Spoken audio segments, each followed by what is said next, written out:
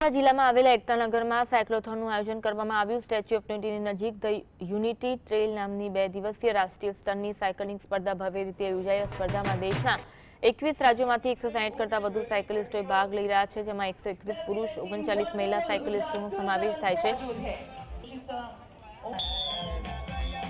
આ સાથે ગુજરાતમાંથી 18 સાયકોલોજીસ્ટે આ ઇવેન્ટમાં ભાગ લીધો, તેમજ આ સ્પર્ધામાં પ્રોફેશનલ સાયકલિસ્ટો સાથે ભારતીય રેલવે અને ભારતીય એરફોર્સના साइकिलिस्ट પણ शामिल થયા હતા।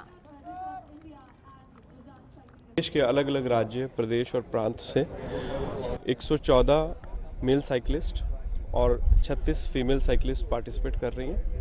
इसका आयोजन गुजरात प्रवासन विभाग और स्पोर्ट्स विभाग के संयुक्त उपक्रम से किया गया है और इसमें हम आभारी हैं कि साइकिलिंग फेडरेशन ऑफ इंडिया ने इसे एक कैलेंडर इवेंट बनाया है और उनके आयोजन से इस कार्यक्रम को किया गया है।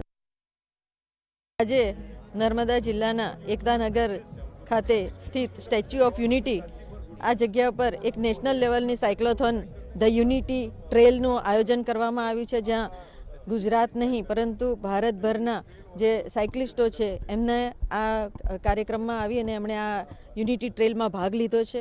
170 કરતાં વધારે સાયકલિસ્ટોએ આમાં ભાગ લીધો છે।